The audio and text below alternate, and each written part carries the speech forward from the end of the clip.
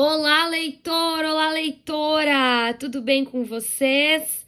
Vamos continuar a nossa leitura do livro Como Evitar Preocupações e Começar a Viver.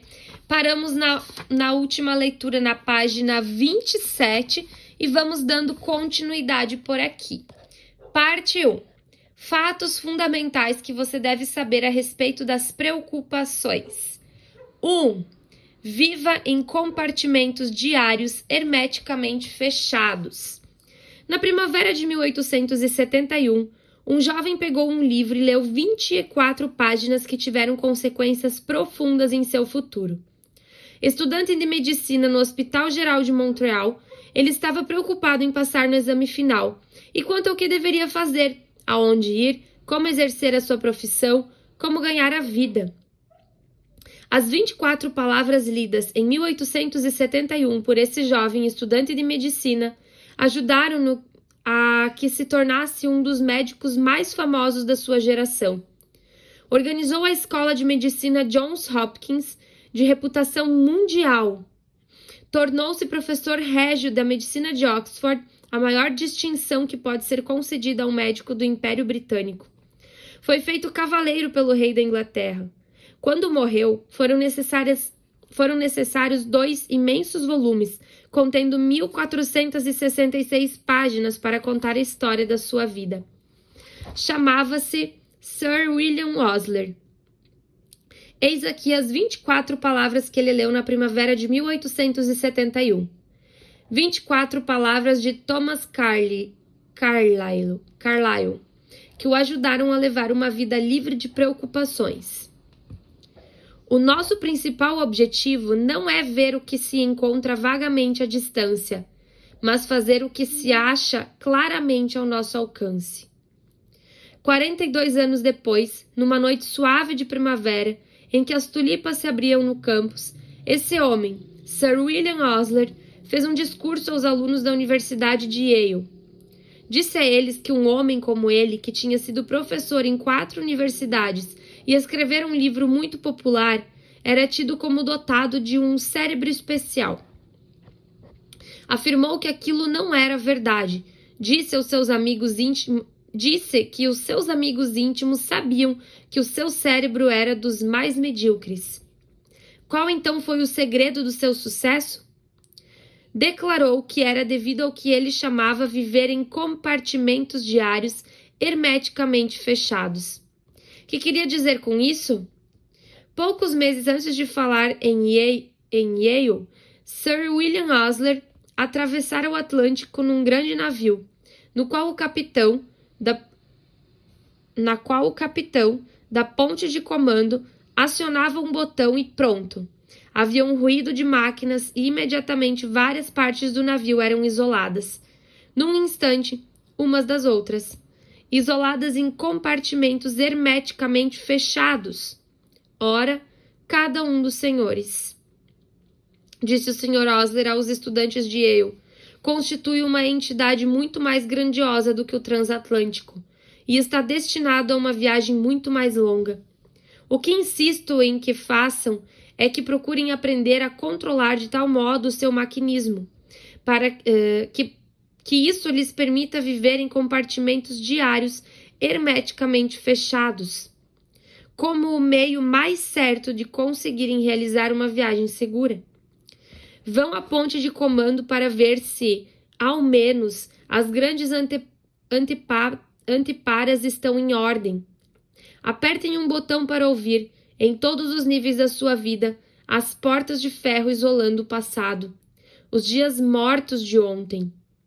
Toquem no outro botão e separem, com uma cortina de aço, o futuro, os amanhãs que ainda não nasceram. Então, estão salvos por um dia. Isolem o passado. Deixem o passado extinto enterrar os seus mortos. Afastem os ontens que têm levado tantos tolos a caminho do pó. O fardo de amanhã, acrescentado ao fardo de ontem, é carregado hoje. Faz com que os mais fortes vacilem. Isolem o futuro tão hermeticamente como o passado. O futuro é hoje, não há amanhã. O dia da salvação é hoje. O desperdício de energia, a pobreza de espírito, a ansiedade nervosa seguem os passos do homem que se sente angustiado quanto ao futuro. Fechem bem, pois, as grandes anteparas da proa e da popa, preparando-se para cultivar o hábito de viver em compartimentos diários hermeticamente fechados. Acaso desejou o Dr. Osler dizer que não devemos fazer nenhum esforço a fim de prepararmos para o amanhã? Não, absolutamente. Mas ele, ao prosseguir o seu discurso, afirmou que o melhor meio de nos prepararmos para o futuro é nos concentrarmos com toda a nossa inteligência, com todo o nosso entusiasmo, no trabalho que estivermos realizando hoje, para que ele seja o mais soberbo possível. É esse o único meio existente de nos prepararmos para o futuro. Sir William Osler conclamou os estudantes de Yale a que começassem o dia com a prece de Cristo. O pão nosso de cada dia nos dai hoje. Lembre-se de que a prece pede somente o pão de hoje. Não se queixa do pão amanhecido que comemos ontem. E não diz, ó Deus, a terra ultimamente tem estado muito ruim na plantação de trigo e poderemos ter outra seca. Se isso acontecer, como arranjarei o pão para comer no próximo outono? Ou, se eu perdesse o meu emprego, ó Deus, como é que eu conseguiria o meu pão? Não. Essa prece nos ensina a pedir apenas o pão de hoje. Ele é o único tipo de pão que nos é dado comer. Há muito tempo, um filósofo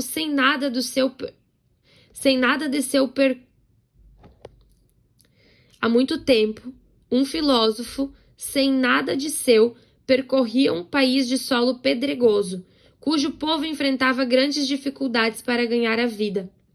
Certo dia, muita gente se reuniu em torno dele numa colina, e ele proferiu, provavelmente, o discurso mais citado dentre os que foram feitos, em qualquer lugar, desde o começo do mundo. Esse discurso contém 28 palavras que perduraram até hoje ao longo dos séculos.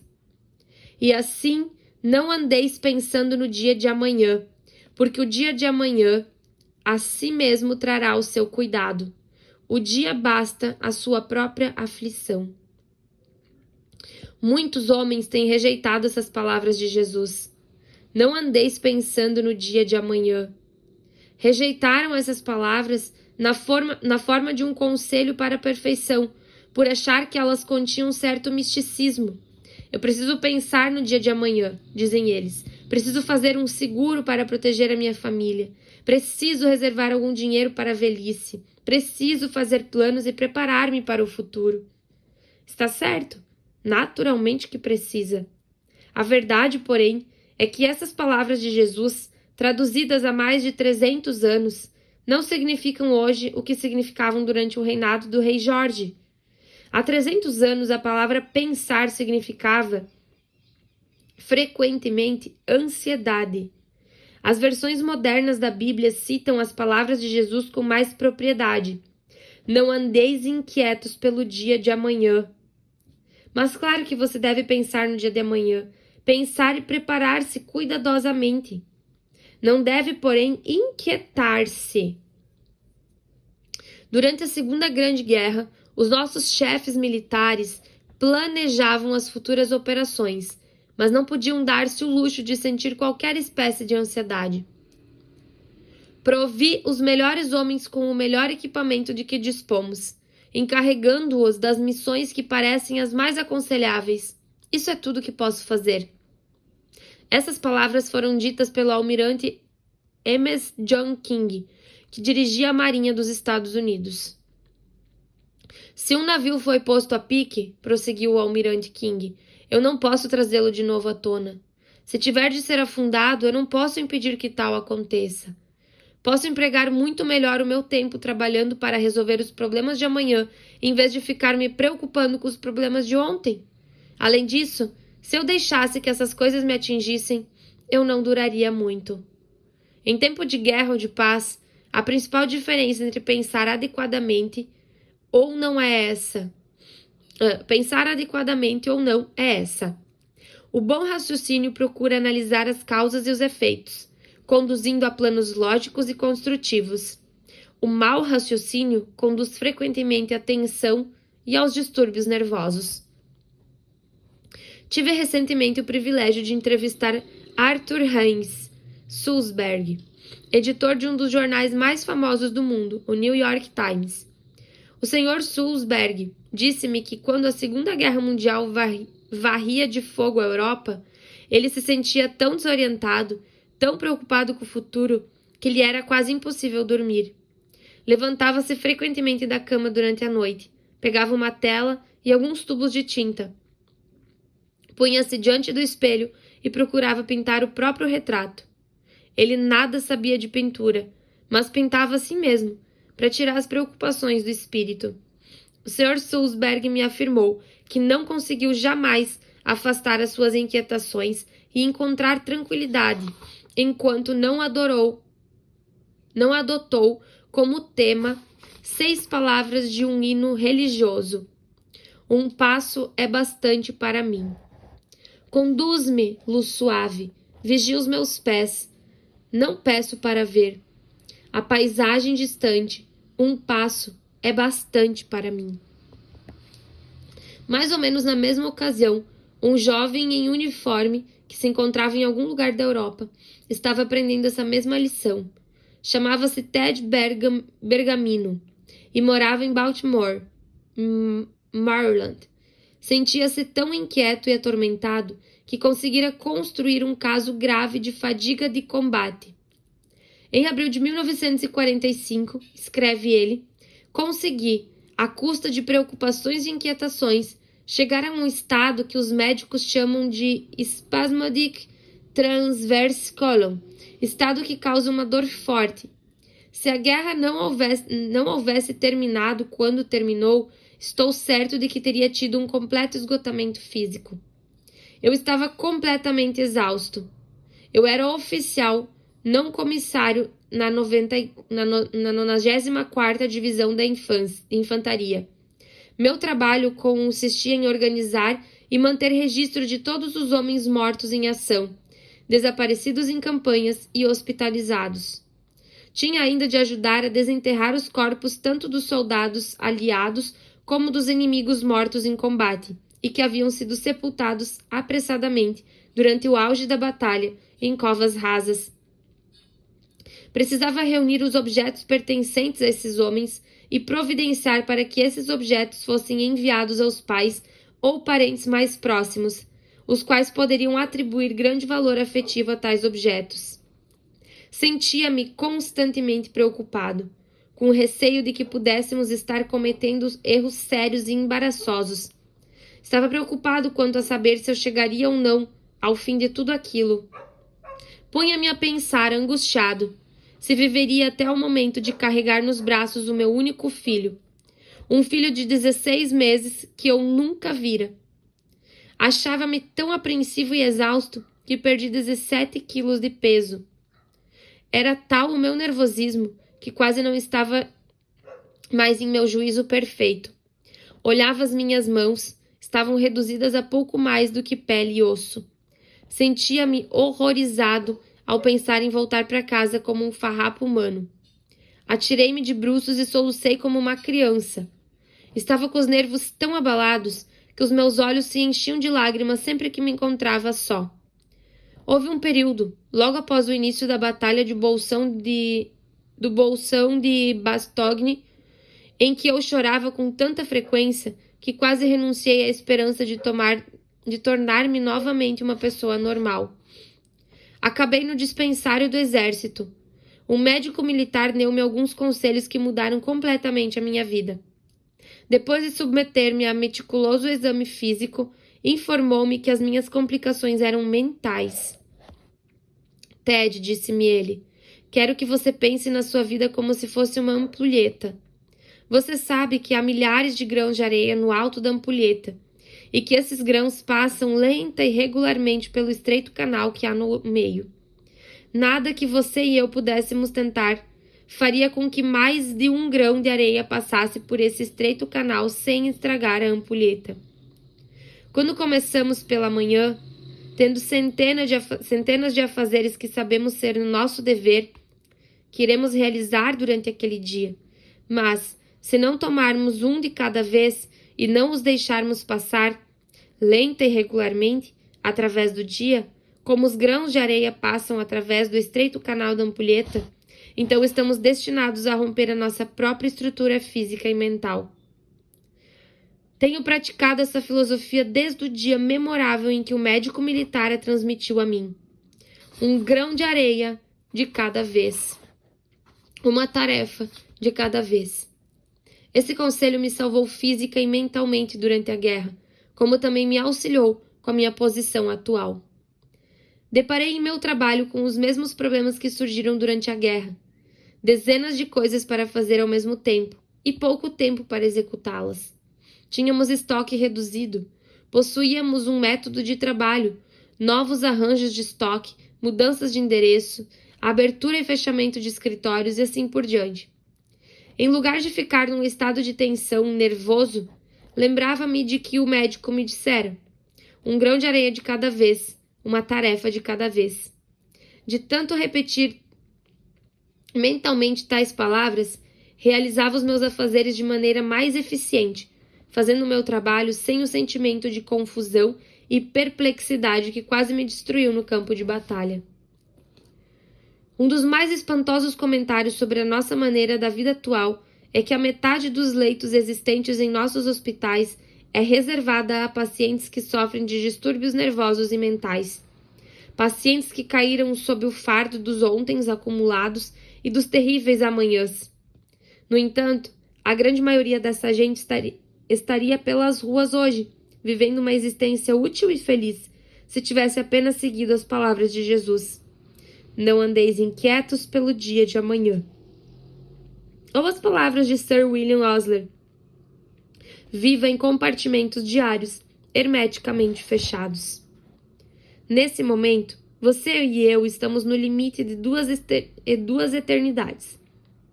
O vasto passado que se extinguiu para sempre e o futuro que se estende até a última sílaba do registro do tempo. Não podemos de forma nenhuma viver numa ou noutra essas eternidades, nem mesmo durante uma fração de segundo, mas, procurando fazer isso, arruinamos tanto o nosso corpo como o nosso espírito. Portanto, contentemo-nos com o viver o único tempo que nos é possível viver, desde esse momento até a hora de irmos para a cama. Todos podem carregar o seu fardo, por mais pesado que seja, até o cair da noite, escreveu Robert Louis Stevenson. Todos podem realizar o seu trabalho, por mais árduo que seja, durante um dia. Qualquer um pode viver, doce, paciente, amorosa e puramente até o pôr do sol. E isso é tudo que a vida realmente significa. Sim, isso é tudo que a vida exige de nós. Mas a senhora Shields da Saginaw, Michigan, foi levada ao desespero, até quase ao suicídio, antes de aprender a viver apenas até a hora de dormir. Em 1937, perdi meu marido, disse-me a senhora Shields ao contar a sua história. Fiquei muito deprimida e quase sem um níquel. Escrevi então ao meu antigo patrão, Sr. Leon Roche, da companhia Roche Flower de Kansas City, e consegui o meu antigo emprego. Eu ganhava vida, anteriormente, vendendo workbooks aos conselhos de escalas rurais e de pequenas cidades. Vendi o meu automóvel 2 anos antes, quando meu marido caiu doente, mas consegui juntar algum dinheiro para comprar um carro usado, a prestações, e comecei de novo a vender livros. Julgava que, pondo-me novamente pelas estradas, conseguiria aliviar a minha depressão, mas guiar sozinha e comer sozinha foi para mim uma coisa quase além do que eu poderia suportar. Parte da zona que me fora confiada não era muito produtiva e era-me difícil pagar as prestações do carro, apesar de pequenas. Na primavera de 1938, eu me encontrava percorrendo as imediações da Versailles, Missouri.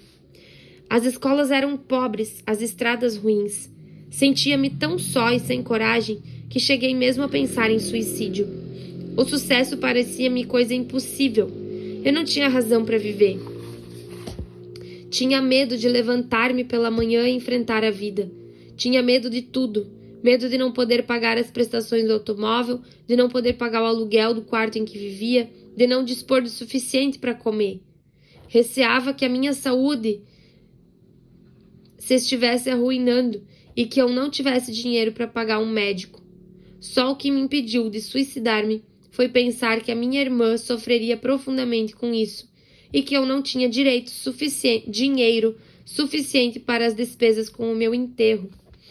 Até que um dia li um artigo que me arrancou do desespero em que me encontrava e me deu coragem para continuar vivendo.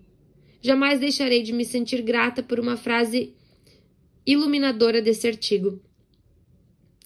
Cada dia constitui uma vida nova para o homem que sabe viver. Datilografei a frase e grudei-a no para-brisas do meu carro, onde havia durante todo o tempo em que estava dirigindo. Aprendi a esquecer os dias passados e a não pensar nos dias de amanhã. Todas as manhãs dizia a mim mesma: hoje é uma nova vida. Consegui vencer o medo da solidão e o receio de ficar na miséria. Agora estou feliz, consegui certo êxito e sinto grande entusiasmo e amor pela vida. Sei que, doravante, jamais terei medo de coisa alguma. E o que quer que seja que a vida tenha para me oferecer, sei que não preciso temer o futuro. Sei agora que só posso viver um dia de cada vez e que cada dia constitui uma nova vida para quem sabe viver.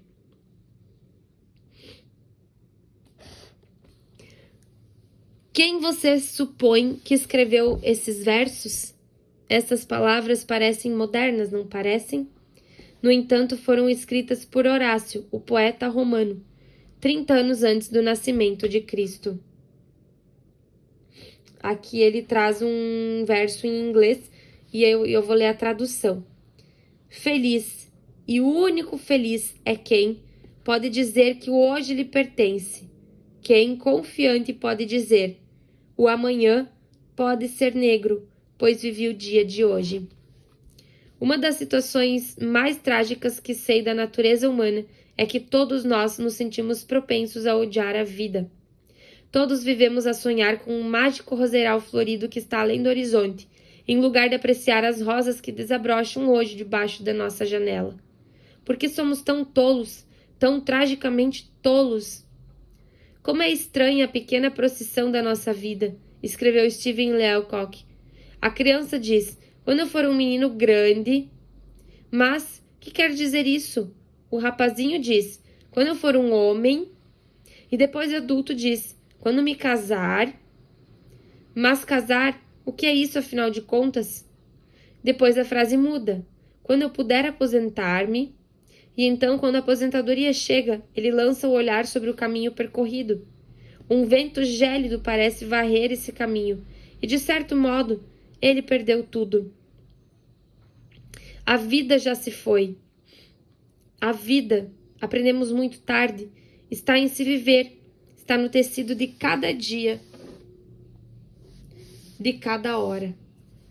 O finado Edward Evans, da Detroit, quase morreu de preocupação antes de aprender que a vida está em viver, está no tecido de cada dia e de cada hora. Tendo crescido em meio à pobreza, Edward Evans ganhou o seu primeiro dinheiro vendendo jornais, antes de trabalhar como caixeiro de uma mercearia. Mais tarde, tendo 7 pessoas que dele dependiam para comer, conseguiu um lugar de auxiliar de bibliotecário. Embora o salário fosse pequeno, tinha medo de deixar o emprego. Passaram-se 8 anos antes que conseguisse criar coragem para viver por conta própria.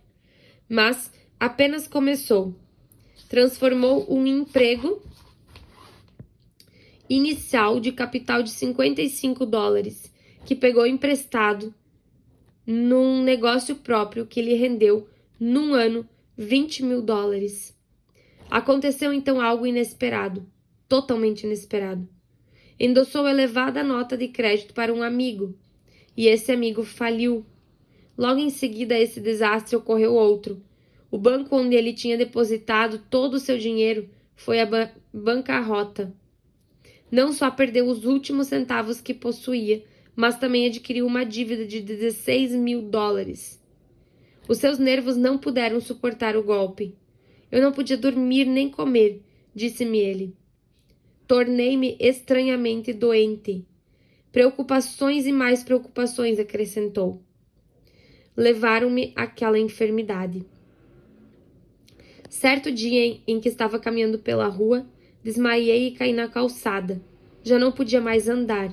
Colocaram-me numa cama e o meu corpo cobriu-se de bolhas. Essas bolhas tomaram também o interior do meu corpo, tornando uma tortura até mesmo a minha permanência na cama. Dia a dia a minha fraqueza aumentava. Finalmente o meu médico me disse que eu tinha apenas mais 2 semanas de vida. Senti-me chocado.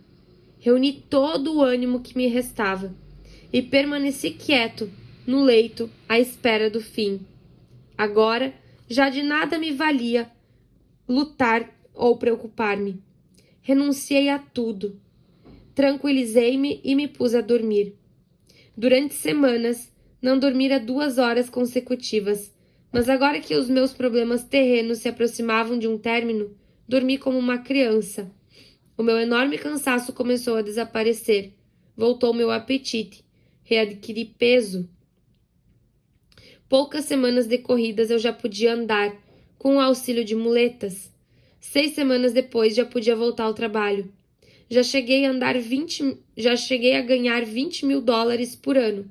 Agora, porém, ficaria contente com um emprego que me rendesse 30 dólares por semana. Arranjei um emprego que consistia em vender calços para colocar atrás das rodas de automóveis que fossem despachados como carga. Aprendi, afinal, a minha lição. Não queria saber mais de aborrecimentos, de lamentar o que tinha acontecido no passado, de temer o futuro. Dediquei todo o meu tempo, toda a minha energia, todo o meu entusiasmo a vender os tais calços. Daí por diante, Edward Evans progrediu rapidamente. Em poucos anos, era presidente da companhia. A sua firma, Evans Products Company, foi incluída durante muitos anos na lista da Bolsa de Valores de Nova York. Se você um dia voar sobre a Groenlândia, poderá aterrissar na Evans Field, aeroporto que tem esse nome em homenagem a ele. Edward Evans não teria tido jamais a satisfação de conseguir tais vitórias se não houvesse aprendido a viver em compartimentos diários hermeticamente fechados. Lembre-se do que disse White King. A norma é bloquear o ontem e o amanhã, jamais, porém, o hoje. Muitos de nós agimos assim.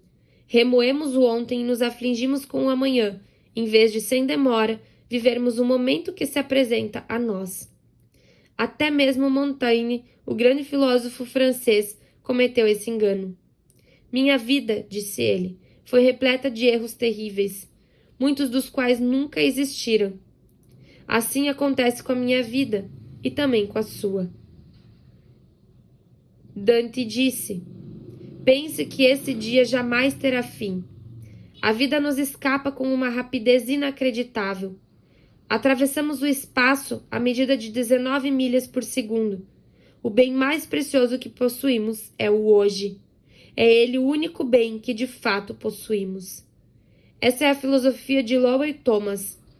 Passei recentemente um fim de semana em sua fazenda e notei que ele tinha na parede do seu estúdio de radioamador uma pequena moldura, de modo que eu as pudesse ler com frequência as seguintes palavras do Salmo... Não consigo traduzir isso aqui. Enfim, esse é o dia em que fez o Senhor. Regozijemo-nos e alegremo-nos nele. Vou repetir. Esse é o dia que fez o Senhor. Regozijemo-nos e alegremo-nos nele. John Ruskin tinha sobre a sua mesa de trabalho um pedaço de pedra comum, no qual havia gravado uma palavra. Hoje. Embora eu não tenha um pedaço de pedra em cima da minha escrivaninha, tenho um poema colado a um espelho, para que possa vê-lo todas as manhãs, enquanto faço a barba. É o poema de Sir William Osler, que é o poema que Sir William Osler conserva sempre sobre a sua mesa. Um poema escrito pelo famoso dramaturgo indiano Kalidasa. Saudação à alvorada. Cuida desse dia. Ele é a vida, a própria essência da vida, em seu breve curso. Estão todas as verdades e realidades da tua existência, a bênção do crescimento, a glória da ação, o esplendor da realização. Pois o dia de ontem não é senão um sonho, e o amanhã somente uma visão. Mas o dia de hoje, bem vivido, transforma os dias de ontem num sonho de ventura, e os dias de amanhã numa visão de esperança. Cuida bem, pois, do dia de hoje. Eis a saudação à alvorada. De modo que a primeira coisa que você deva saber sobre as preocupações é essa. Se você quiser afastá-las da sua vida, faça o que Sir William Osler faria. Feche as cortinas sobre o passado e o futuro. Viva em compartimentos diários hermeticamente fechados. Por que você não faz a si mesmo essas perguntas e escreve num papel as respostas? 1. Tenho tendências para adiar a vida presente a fim de me preocupar com o futuro ou ansiar por algum roseiral mágico que está além do horizonte? 2. Costumo amargurar, às vezes, o presente para lamentar coisas que aconteceram no passado, coisas que estão totalmente resolvidas? 3. Levanto-me pela manhã resolvido a apanhar o dia, a tirar o máximo de proveito de suas 24 horas? 4. Posso tirar mais proveito da vida vivendo em compartimentos diários hermeticamente fechados? E 5. Quando começarei a fazer isso? Semana que vem? Amanhã? Hoje? E paramos na página 41, onde amanhã vamos para o tópico 2 dessa parte do livro.